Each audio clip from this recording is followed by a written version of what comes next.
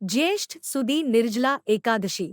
ભીમસેન પૂછ્યું, હે પિતામહ, હે વ્યાસજી, આ મારા ચારે ભાઈઓ, માતા કુંતાજી અને દ્રૌપદીજી ક્યારે એકાદશીને દિવસે ભોજન કરતા નથી, પણ મારાથી ભૂખ વેઠી શકાતી નથી.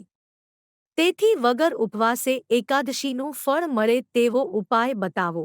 એવું ભીમસેનનું વચન સાંભળી વ્યાસજી બોલ્યા કે, જો તને સ્વર્ગ વહાલું અને નરક અનિષ્ટ હોય તો બંને પક્ષની એકાદશીઓએ ભોજન કરવું નહીં.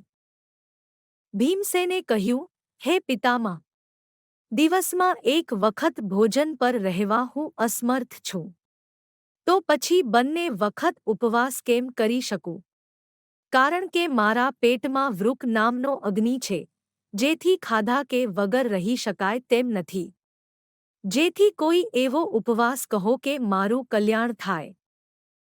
વ્યાસજીએ કહ્યું, હે ભીમ, મનુસ્મૃતિ અને વેદમાં કહેલા ધર્મો તે સાંભળ્યા, તે સઘળા આ કળિયુગમાં પાળી શકાય તેવા નથી. તેથી ઓછા ખર્ચમાં સુખેથી થઈ શકે તેવું વ્રત સાંભળ. બે પક્ષની એકાદશીઓને દિવસે નિરાહાર રહે છે તેને નરક ભોગવવું પડતું નથી. આવા વચનો સાંભળી ભીમ ભયથી કહેવા લાગ્યો, હે પિતામહ, ઉપવાસ કર્યા વગર ઘણું ફળ થતું હોય તેવું વ્રત મને કહો. વ્યાસજીએ કહ્યું, જ્યેષ્ઠ સુદ એકાદશીનું પ્રયત્નપૂર્વક વ્રત કરવું. તેમાં સ્નાન અને આચમન સિવાય જળનો સંબંધ રાખવો નહીં. જે માણસ એકાદશીના સૂર્યોદયથી બારસના સૂર્યોદય સુધી જલપાન પણ કરતો નથી તેને પ્રયત્ન વિના સઘળી એકાદશીનું ફળ મળે છે. બારસને દિવસે પ્રાતઃકાળે સ્નાન કરી બ્રાહ્મણને વિધિથી જળ અને સુવર્ણ આપી ભોજન કરાવ્યા પછી નિયમથી પોતે ભોજન કરવું. હે ભીમસેન, વિધિથી એકાદશીનું વ્રત કરવાથી આખા વર્ષની સઘળી એકાદશીનું ફળ પ્રાપ્ત થાય છે. આ વાત સાક્ષાત નારાયણે મને કહેલી છે. જ્યેષ્ઠ સુધી એકાદશીએ નિર્જળ વ્રત કરવાથી સઘળા તીર્થની યાત્રા, દાનથી પણ અધિક ફળ મળે છે. ધન, ધાન્ય, પુત્ર એ બધાને આપનારી છે. એકાદશીને દિવસે નિર્જળ ઉપવાસ કરવાથી કાળા યમદૂતોના દર્શન થતા નથી, પણ પીળા વસ્ત્ર પહેરનારા, ચક્રને ધારણ કરનારા વિષ્ણુદૂતો આવે છે.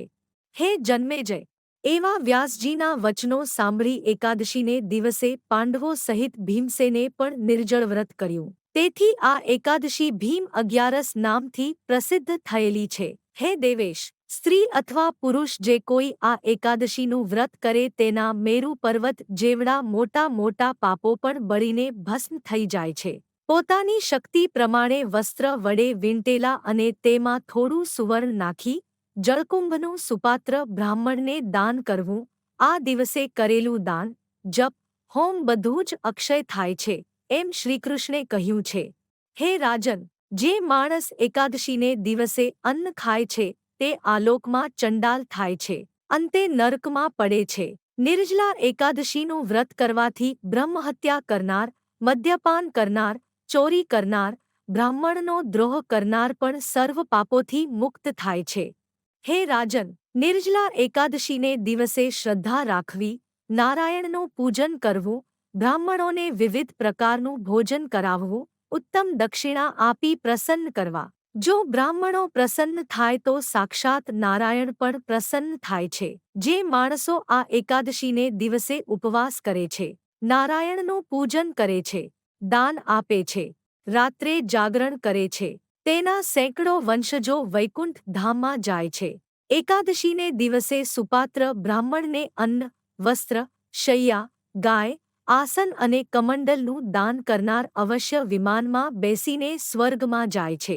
જે આ કથા ભાવથી સાંભળે, સંભળાવે તે સ્વર્ગને પામે છે.